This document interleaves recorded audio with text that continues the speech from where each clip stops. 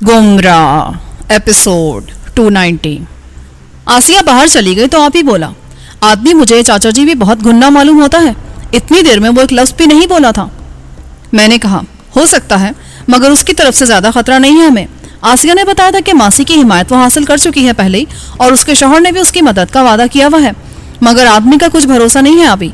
कागज़ के चंद टुकड़ों की खातिर ये अपनी वफादारियाँ चंद लम्हों में तब्दील कर लेता है, वादे वईद सब भूल जाता है। ये वादों पर मर मिटने वाले लोग अब नहीं रहे इस दुनिया में। ये तो तूने बिल्कुल सच कहा है जिलानी, हमें आंखें बंद करके नहीं बैठ जाना चाहिए उधर। उन दोनों की तरफ से बहुत ही चौंकिन्ना और होशियार रहने की जरूरत है, ऐसा ना हो किसी बहुत तारीख गुफा में उतार दें हमें बेखबरी में। वो फिक्रमंदी से बोला, आ यार जरा बाहर चलकर देखते हैं ये लोग कहाँ हैं और क्या कर रहे हैं इस समय। मैंने उठते हुए कहा। आबी भी फौरन ही उठ खड़ा हुआ। हम दोनों उस दरवाजे की तरफ बढ़ने लगे जिससे गुजरकर जरीन और जाफरी गए थे। वो दरवाजा जिस कमरे में खुलता था वहाँ एक छोटी सी डाइनिंग टेबल और चंद कुर्सियां पड़ी थीं। टेबल के करीबी दीवार के साथ एक फ्रिज था और दूसरे जानिब की दीवार के साथ शीशे का एक बड़ा सा शोकेस धरा था जिसपे क्रॉकरी सलीके से सजी हुई थी। ये इन लोगों का डाइनिंग रूम था। उस दरवाजे के सिवा जिससे गुजरकर हम वहाँ पहुंचे थे, दो और दरवाजे भी थे उस कमरे में। दोनों दरवाजों पर 20 पर्दे पड़े हुए थे और एक पर्दे के पीछे से हल्की हल्की आवाजें आ रही थीं। मैंने अंदाजा लगाया कि जरीन और जाफरी उसी कमरे में थे और शायद हमारे ही बारे में बातें कर रहे थे, क्योंकि इसके सिवा उन दोनों के लिए कोई और मौजू इतना अहम नहीं हो सकता था। मैंने आबी का हाथ थामा और हम दोनों दबे पांव चलते दरवाजे पर पड़े पर्दे के साथ जा ठहरे। अंदर से आने वाली आवाजें बिल्कुल साफ सुनाई दे रही थीं। मेरा अंदाजा बिल्कुल ठीक ही था, उन दोनों का मौजू गुफ्तगू हमारी ही जात थी। जाफरी अपनी आवाज को दबाकर इस तरह बोल रहा था कि वो ज्यादा दूर तक ना जा सके। वो कह रहा था, मेरी समझ में एक बात आज तक ना आ सकी है जरीन, आखिर तुम किसी औरत की मजलूमियत की दास्तान सुनकर एकदम मोम क्यों हो जाती हो, और मैं ये नहीं समझ पा रही हूँ कि उन्हें जरा सी रियायत दे देने से हमारा क्या नुकसान हो जाएगा आखिर। जरीन बोली, तुम नुकसान की बात करी हो, अगर शाजी को शुबा भी हो गया ना किसी वक्त कि हमने उन्हें अपने घर से रास्ता दिया था इस तरफ जाने के लिए, तो याद rखो हमें अपने नुकसान पर मातम करने का मौका भी नहीं मिल सकेगा, समझी।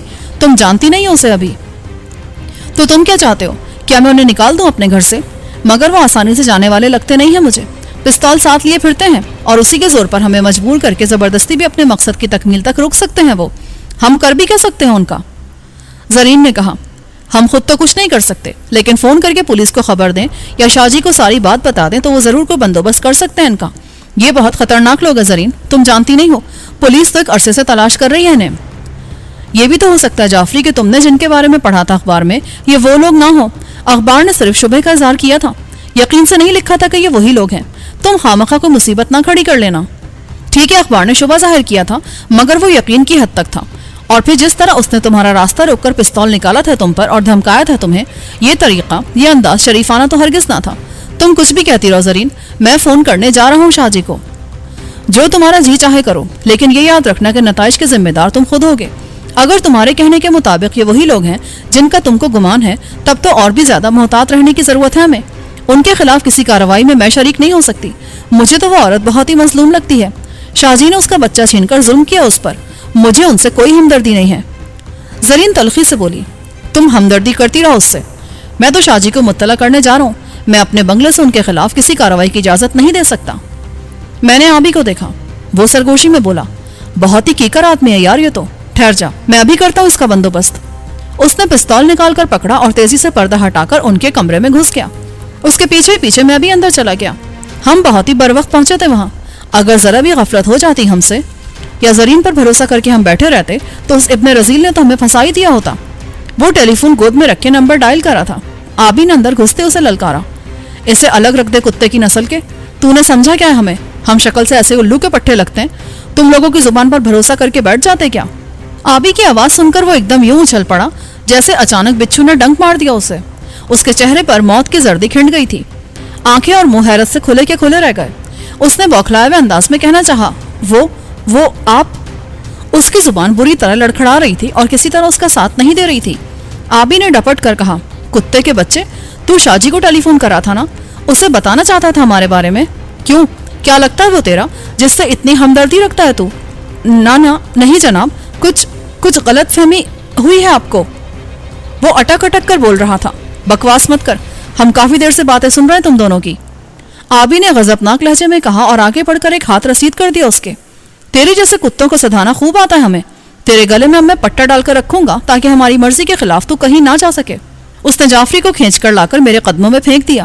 جعفری جو ابھی چند لمحے پہلے بڑی روانی سے ہمارے خلاف بکواس کرا تھا، اب دونوں ہاتھ جوڑ کر رحم طلب نظروں سے مجھے دیکھتے ہوئے گھگیا رہا تھا۔ میں نے آبی سے کہا، نہیں یار، اس پر یہ تشدد مت کرو، ہم یہاں انہیں ظلم و ستم کا نشانہ بنانے کے لیے نہیں آئے ہیں، ہم نے شریفانہ طریقے سے تعاون کی درخواست کی تھی ان سے، اب اگر یہ ہماری بات ماننے کو تیار نہیں ہے تو یہ ان کی مرضی ہے، ہم جس مقصد کے لیے آئے ہیں یہاں اسے تو بہرحال حاصل کر کے ہی جائیں گے، لیکن زبردستی بھی بس اتنی ہی کرو جس سے ہمارا مسئلہ حل ہو جائے، مارنے پیٹنے کی بالکل ضرورت نہیں ہے۔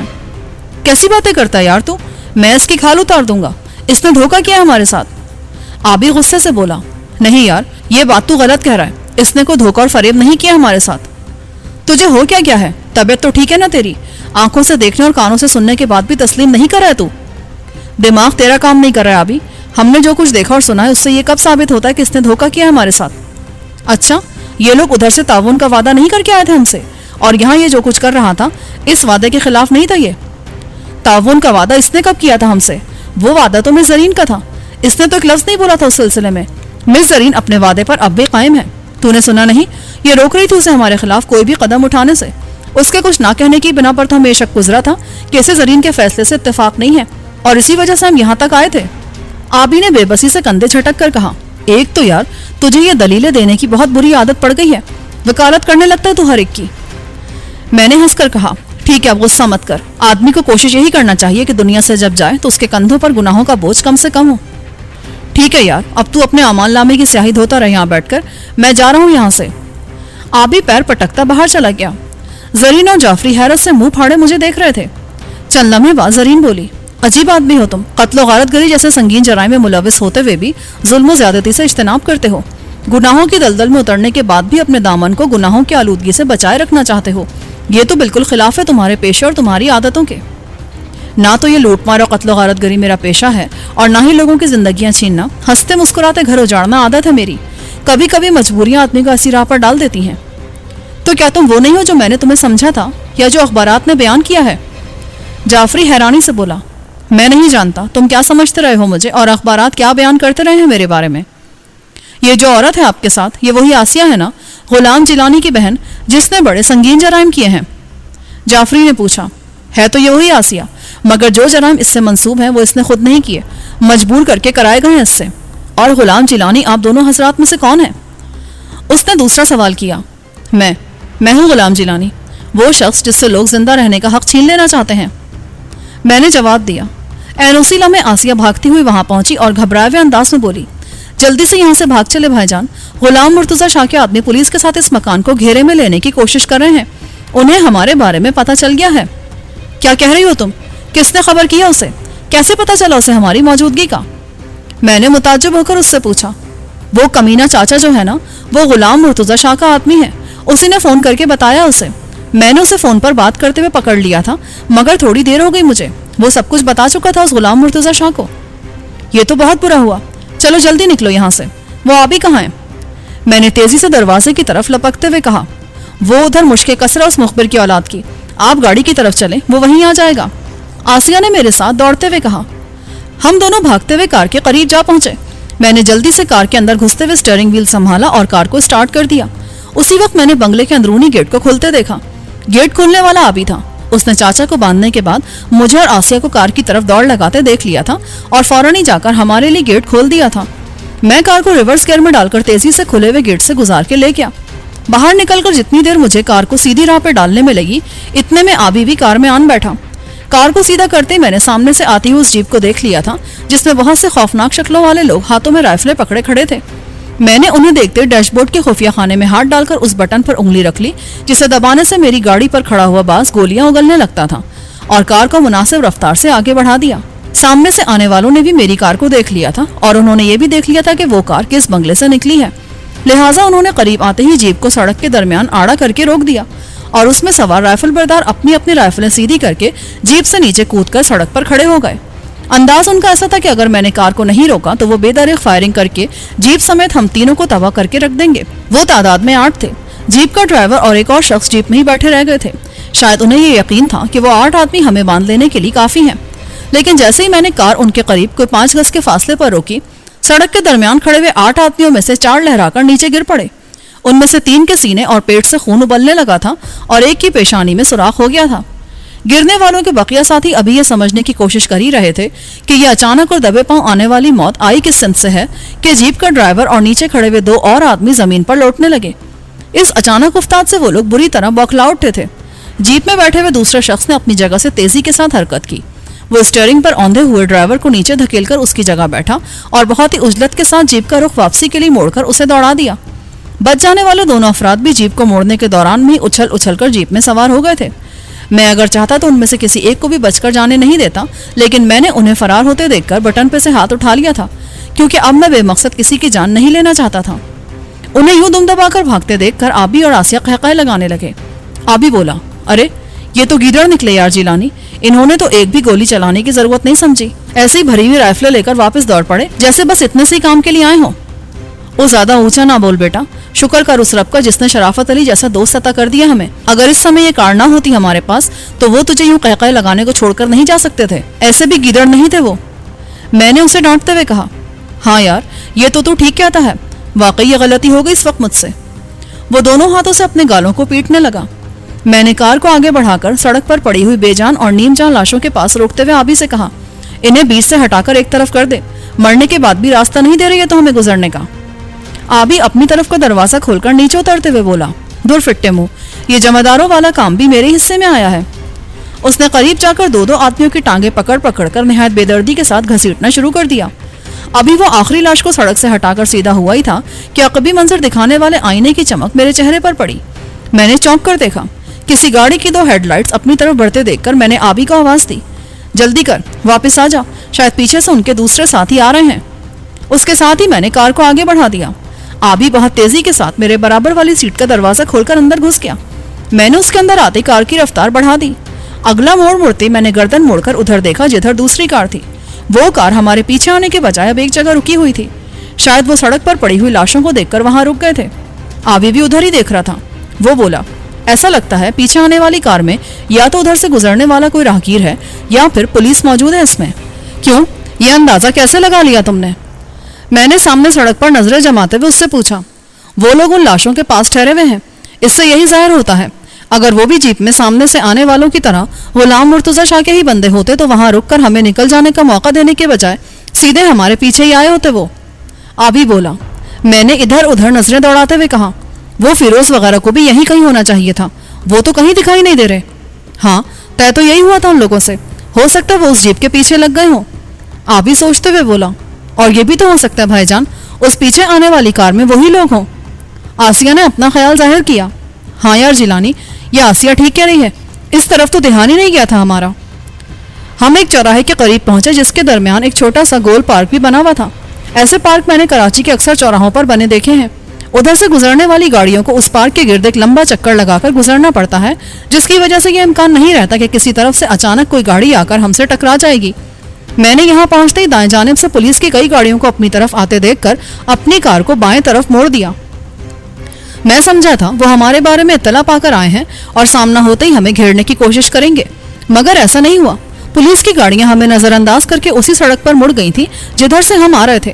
اس میں تو شک نہیں کہ وہ آئے ہمارے ہی لیے تھے، لیکن شاید انہیں یہ گمان بھی نہیں ہوا ہوگا کہ ہم ایسی کسی قیمتی اور شاندار قسم کی کار میں ہو سکتے ہیں۔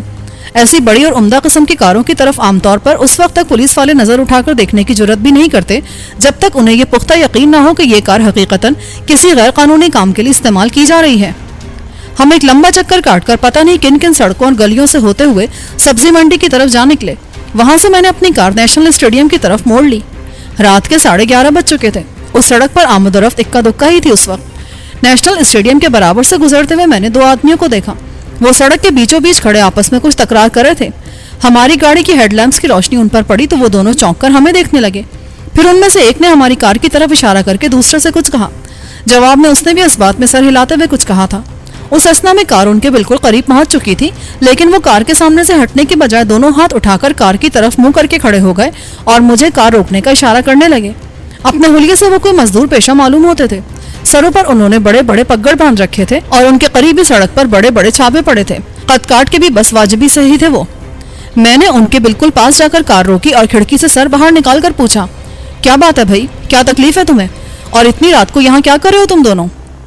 وہ لپک کر میرے قریب آ گئے اور دونوں نے جلدی جلدی بولنا شروع کر دیا۔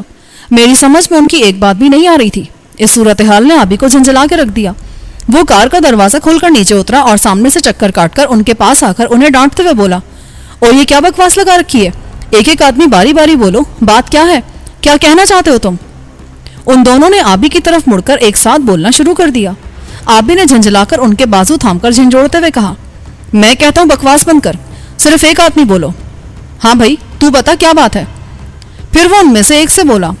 وہ جلدی سے آبی کے قریب ہو کر بولا، دیکھیں جی بابو جی، یہ میرے ساتھ پھڈا کر رہا ہے جی، دبانا چاہتا ہے مجھے اکیلا جان کے۔ کیوں بھائی کیا بات ہے؟ کیوں پریشان کرے تو اس اکیلے آدمی کو؟ آبی نے دوسرے کی طرف متوجہ ہو کے پوچھا۔ نہ جی نہ، میں کوئی ظلم جاستی نہیں کرتا ہوں، پھڈا تو جی یہ خود کرتا ہے، نیت خراب ہو گئی ہے صاحب اس کی۔ وہ بولا۔ میں نے ڈپٹ کر کہا، اوئے آخر یہ چکر کیا ہے؟ صاف صاف بتاؤ کس بات پر جھگڑ رہے ہو تم؟ پہلے والا لپک کر میرے پاس آ کے بولا، دیکھیں بابو جی، میں بتاتا ہوں آپ کو اصل بات۔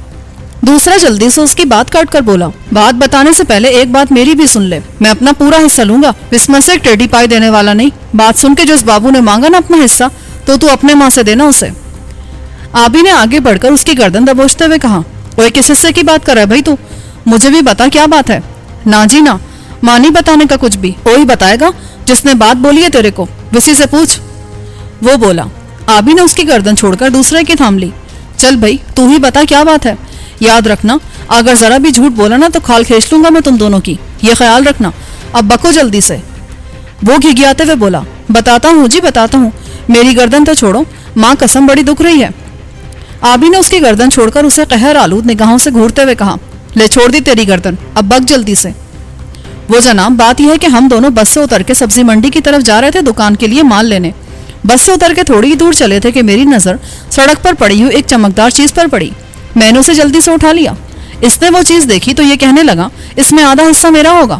وہ چیز مجھے ملی تھی تو حق تو میرا ہی بنتا نا جی اس پر، پھر بھی میں نے اسے آدھا دینے کا وعدہ کر لیا۔ اب یہ بولتا اپنا حصہ ابھی لے گا آدھا یہ۔ اب آپ ہی بتاؤ جی، ہم اتنی رات کو جنگل بیابان میں اس کو آدھا حصہ کہاں سے دیں؟ میں بولتا ہوں سویرے دکانیں کھلیں گی تو بیچ کے آدھے آدھے پیسے کر لینا، پر یہ میری بات مانتا نہیں، کہتا ہے بس آدھا حصہ دے دو ابھی، میں لے کر جاؤں گا۔ اب آپ ہی بولو جی میں کیا کروں؟ دیکھو انصاف سے بولنا۔ ہاں وہ ہے کیا چیز یہ تم نے نہیں بتایا، اس کے بغیر میں کیسے بتاؤں گا تمہیں کہ کیا کرنا چاہیے؟ آبی مسکراتے ہوئے بولا۔ وہ شخص چند لمحے سوچ کر ہچکچاتے ہوئے بولا، ایک چوڑی ہے جی وہ سونے کی۔ کہاں ہے وہ؟ دکھاؤ مجھے، میں دیکھوں تو وہ ہے کتنی بڑی اور اس کے تمہیں کتنے پیسے مل سکتے ہیں۔ آبی بولا۔ وہ شخص آبی کو چوڑی نکال کر دکھاتے ہوئے جھجک رہا تھا۔ میں نے اس سے کہا، گھبراؤ مت، دکھا دو، ہم نہیں لیں گے وہ تم سے۔ ہاں ہاں جی لے دیکھیں، میں گھبرا تھوڑی رہا ہوں بابو جی، آپ اتنے بڑے لوگ ہیں، ایک چوڑی کیا ہے آپ کے لیے؟ اس نے چوڑی نکال کر اپنے پگڑ سے آبی کے ہاتھ پر رکھ دی۔ آبی نے چوڑی کو ہاتھ میں لے کر تولتے ہوئے کہا، 1 تولے کی تو ہوگی یہ۔ پھر اسے کار کے سامنے لے جا کر ہیڈ لیمپ کی روشنی میں الٹ پلٹ کر دیکھتے ہوئے کہا، اور ہے بھی بالکل خالص سونا، 1000-1200 تو مل ہی جائیں گے اس کے رسید کے بغیر بھی، رسید ہوتی تو اور زیادہ بھی مل سکتے تھے۔ آبی کی بات سن کر وہ شخص جس کے پاس وہ چوڑی تھی دوسرے آدمی سے بولا، لے بھائی سن لے بابو صاحب کیا کہہ رہے ہیں، 1200 چھوڑ، تو 1000 ہی لگا لے، لا 500 دے دے مجھے اور لے جا یہ چوڑی، صبح بیچ لینا دکان پر لے جا کر، تیری قسمت ہے جتنے میں بھی بک جائے، میں کوئی سسرا لکھپتی تو نہیں، 500 میں کدھر سے لا کر دوں گا تجھے، چوڑی تو رکھ لے، روپیہ مننے دے دے 500 تو۔ دوسرے نے جواب دیا، روپیہ تو 500 میرے پاس بھی نہیں ہے، اب تو تجھے انتظار کرنا پڑے گا صبح تک۔ پہلا والا آدمی کندھے اچکا کر بولا، نہ جی نہ، سویرے تو نے مکر جانا ہے، پھر میں کیا کروں گا تیرا، روپیہ ابھی دے دے نہیں تو چوڑی رکھا دے مجھے۔ دیکھ بابو جی یہ دھاندلی نہیں ہے اس کی، میں اس کو کدھر ڈھونڈتا پھروں گا، پتہ ٹھکانہ بھی تو مجھے نہیں معلوم اس کا۔ پہلا بولا، اچھا تو ایسا کرو یارو، یہ چوڑی تم ہمیں دے دو، 1000 روپیہ ہم تمہیں دے دیتے ہیں، تم آپس میں بانٹ لینا انہیں، ٹھیک ہے؟ آبی بولا، ہاں جی یہ بالکل ٹھیک بات ہے، یہ تو بابو جی آپ نے ساری مشکلیں آسان کر دی ہماری۔ پہلا آدمی خوش ہو کر بولا، مگر روپے لینے کے لیے تم دونوں میں سے ایک کو ہمارے ساتھ چلنا پڑے گا، پیسے یہاں نہیں ہیں، ہم گھر جا کر دے سکیں گے۔ آبی نے کہا، ہم دونوں چلتے ہیں جی آپ کے ساتھ، کتنی دور جانا ہے؟ پہلا آدمی جلدی سے بولا، دونوں کو ہم نہیں لے جا سکتے، ہمارے پاس صرف ایک آدمی کی جگہ ہے گاڑی میں، تم میں سے ایک ہی چل سکتا ہے۔ آبی معنی خیز انداز میں بولا۔ میں حیران تھا کہ وہ ایسا کیوں کر رہا ہے، اگر واقعی ان دونوں کی مشکل وہ آسان کرنا چاہتا تھا تو دونوں کو ساتھ لے جا سکتا تھا، صرف ایک آدمی کو ساتھ لے جانے کی بات وہ کیوں کر رہا تھا؟ اور اگر اس کا مقصد یہ تھا کہ ایک آدمی کو پیسے دینے کے بہانے ساتھ لے جا کر اسے راستے میں کہیں مار پیٹ کر ڈال دے اور چوڑی اپنے قبضے میں لے لے تو وہ کام یہ یہاں بھی کر سکتا تھا۔ وہ دونوں اس کے سامنے حیثیت ہی کیا رکھتے تھے؟ پھر یہ بات آبی کی فطرت کے بالکل خلاف تھی۔ اس کی ذات سے غریبوں کو کبھی کوئی نقصان نہیں پہنچا تھا، پھر وہ ایسا کیوں کر رہا تھا؟ اور پھر وہ دونوں آبی کی بات بھی کیسے مان سکتے تھے؟ میں دیکھ رہا تھا کہ ان کے درمیان جھگڑے کی وجہ یہی تھی کہ ان میں سے کوئی بھی دوسرے پر اعتبار کرنے کو تیار نہیں تھا۔ ایسی صورت میں یہ کیسے ممکن تھا کہ ایک ہمارے ساتھ چلا جاتا اور دوسرا وہیں رک کر انتظار کرتا اس کا؟ لیکن میری حیرت کی انتہا نہ رہی اس وقت جب میں نے ان دونوں کو اس بات پر متفق دیکھا کہ ان میں سے ایک شخص ہمارے ساتھ چلا جائے گا۔ انہیں اس کے لیے راضی دیکھ کر آبی بولا، چلو تم دونوں ہی چلے چلو یار ہمارے ساتھ، ہم اپنی زنانی سواری کو آگے بٹھا کر پیچھے والی سیٹ خالی کر دیتے ہیں۔ اس نے پیچھے والی سیٹ کا دروازہ کھول کر آسیہ کو میرے ساتھ والی سیٹ پر بٹھایا اور خود ان دونوں کو ساتھ لے کر پیچھے بیٹھ گیا۔ وہ دونوں بہت خوش دکھائی دینے لگے تھے۔ 500 روپے مفت کے ان کے ہاتھ آ رہے تھے اور اس فاضل اور غیر متوقع آمدنی کی خوشی میں انہیں اپنے چھاپوں کا خیال بھی نہیں رہا تھا۔ وہ انہیں وہیں سڑک پر چھوڑ آئے تھے۔ میں آبی کی اس بے موقع کارگزاری سے ذرا بھی خوش نہیں تھا۔